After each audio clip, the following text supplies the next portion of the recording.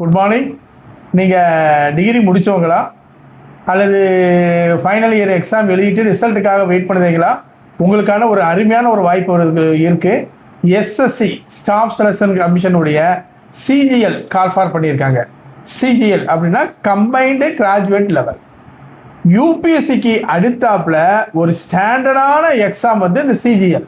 இந்த சிஜிஎல் நீங்கள் ப்ரிப்பேர் பண்ணினாலே கிட்டத்தட்ட ஒரு 30 வகையான எஸ்எஸ்சி எக்ஸாமுக்கு நீங்கள் வந்து ரெடி ஆகிட்டீங்க அப்படிங்கிற அர்த்தம். எவ்வளோ போஸ்ட் இருக்குது? 12,256 போஸ்ட் இருக்குது. போன வருஷத்தை விட இந்த வருஷம் போஸ்ட் அதிகம். உங்களுக்கு ஒரு அருமையான வாய்ப்பு. 12,000 போஸ்ட்லாம் வந்தது கிடையாது, உங்களுக்கு சூப்பராக வந்திருக்கு. இதனுடைய எலிஜிபிலிட்டி என்ன வந்துடும்? டிகிரி அல்லது ஃபைனல் இயர் எக்ஸாம் எழுதி ரிசல்ட்டுக்காக வெயிட் பண்ணிக்கிட்டு இருக்கவங்க.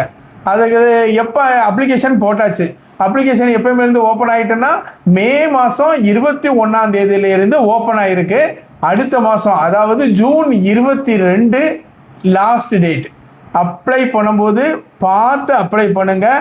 இந்த அப்ளை பண்ணும்போது தப்பாக அப்ளை பண்ணி அதனால ரிஜெக்ட் பண்ண கேசஸ்லாம் இருக்குது. அதனால் அப்ளை பண்ணும்போது நல்ல வெப்சைட்டை பார்த்து 1க்கு 2 மட்டும் 3 மட்டும் வாசித்து டவுட்டு நான் கிளியர் பண்ணிவிட்டு நிறுத்தி நிதானமாக அப்ளை பண்ணுங்கள். ஏஜ் லிமிட்டு என்னென்னா இது ஒவ்வொரு நிறைய போஸ்டிங் இருக்கிறதுனால கொஞ்சம் கொஞ்சம் மாறுபடும்.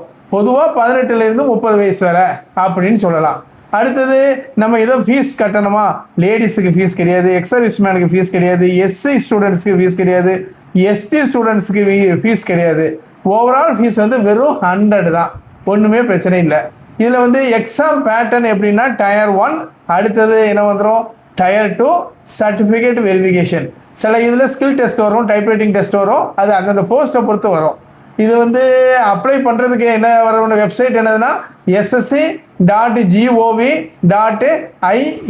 நம்ம எதிர்பார்த்த ஒரு அருமையான போஸ்ட், ஏகப்பட்ட அருமையான போஸ்ட் இருக்குது. Inspector of income tax, inspector of central excise, inspector preventive officer, CBI உடைய சப் இன்ஸ்பெக்டர், என்ஐஏ உடைய sub inspector, assistant section officer, assistant accounts officer, assistant audit officer, assistant enforcement officer அப்படிங்கிற பக்காவான போஸ்ட்டுகள் சூப்பராக இருக்குது. Tyre 1, tyre 2. Tyre 1 வந்து qualifying மட்டும்தான். Tyre 1ல் நீங்கள் பண்ணிங்கன்னா நல்லா பண்ணினீங்கன்னா டயர் 2. டயர் 2 வச்சு தான் உங்களுக்கு selection process. Tier 1 exam date எப்போ வரும்னா ஆகஸ்ட் டு செப்டம்பர் வர்றதுக்கான வாய்ப்புகள் இருக்குது. அதை விட கொஞ்சம் கூட போகிறதுக்கு தான் வாய்ப்பு. அடுத்து டயர் 2 எப்போம்னா டிசம்பர் வர்றதுக்கான வாய்ப்பு ஒன்று. டயர் 1 எப்படின்னா கொஸ்டின் பேட்டர்ன் எப்படின்னா ரீசனிங் ஃபஸ்ட்டு 25 கொஸ்டின் 50 மார்க்கு 15 நிமிஷம் தான். அந்த 15 நிமிஷத்தில் முடிச்சிடணும். அடுத்தது ஜென்ரல் அவேர்னஸ் 25 கொஸ்டின் 50 மார்க்கு 15 நிமிஷம். மேக்ஸ் கொஸ்டின் 25 கொஸ்டின் 50 மார்க்கு 15 நிமிஷம்.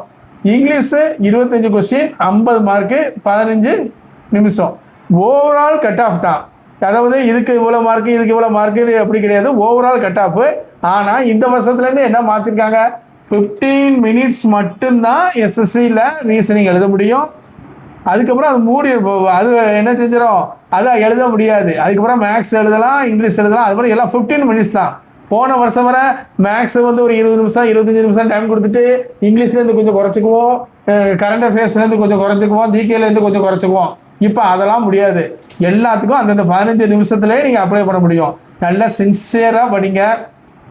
இந்த எக்ஸாம் பாஸ் பண்ணிட்டீங்கன்னா உங்கள் வாழ்க்கையில் நீங்கள் ஒரு பெரிய விஷயம் செஞ்சுருக்கீங்கன்னு அர்த்தம். யூபிஎஸ்சிக்கு அடுத்தாப்புல உள்ள ஸ்டாண்டர்டான எக்ஸாம் உங்களுக்காகவே ஒரு அருமையான வாய்ப்பு இருக்குது. தயவு செய்து நல்லா ப்ரிப்பேர் பண்ணி கண்டிப்பாக அச்சீவ் பண்ணுங்கள். All the best. தேங்க்யூ.